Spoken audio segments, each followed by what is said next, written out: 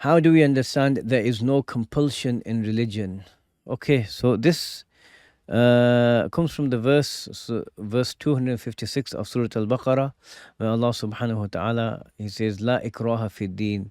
There is no compulsion in religion. And as Imam Abu Sa'ud al-Imadi radiallahu anhu ardah says, I mean, it's an indication that there's no need for anyone to be compelled into accepting Islam. Like if you actually think about what it is, what the deen is, and how Allah has revealed what's best for us, a person of intelligence would just pick up on this immediately and think, yeah, you know what? This is what's good for me. I accept it. So that's the general understanding Abu Saud puts forward. There are, there are other valid, and cogent, understandings we get from this. One of them is that no one should be forced into accepting Islam. So all these rumors and myths, and these Orientalists and other people pull out that the Islam was spread by the sword. All of it is just from, it's either jahal or tajahul. Jahal meaning ignorance, or tajahul feigning ignorance, pretending or you don't know certain facts.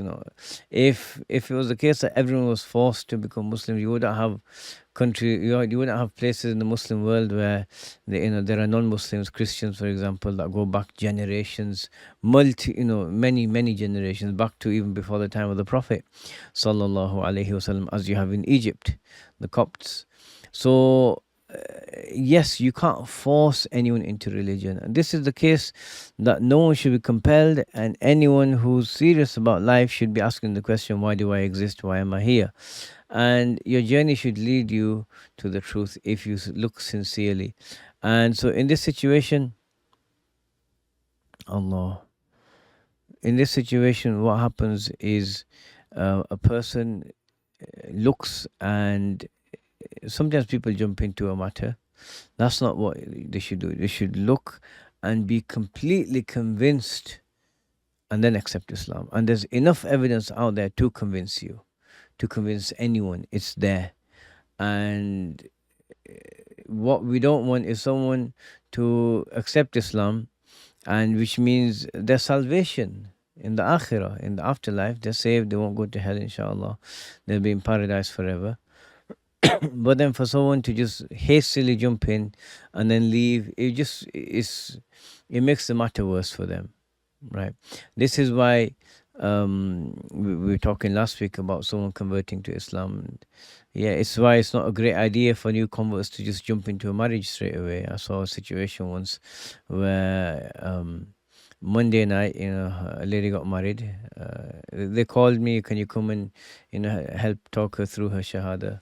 Yeah, okay. But then they couldn't wait, so they went to a mosque in the afternoon. So Monday night they got married, and Tuesday night she's at someone's house, they're doing a nikah, and they're married.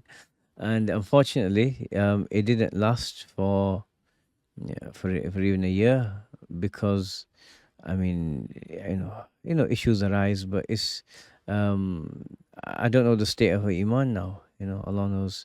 So it can be a big test, right? So put in the certainty first. So no one needs to be forced, and it's not valid to coerce people into becoming Muslims. لا إله إلا الله محمد رسول الله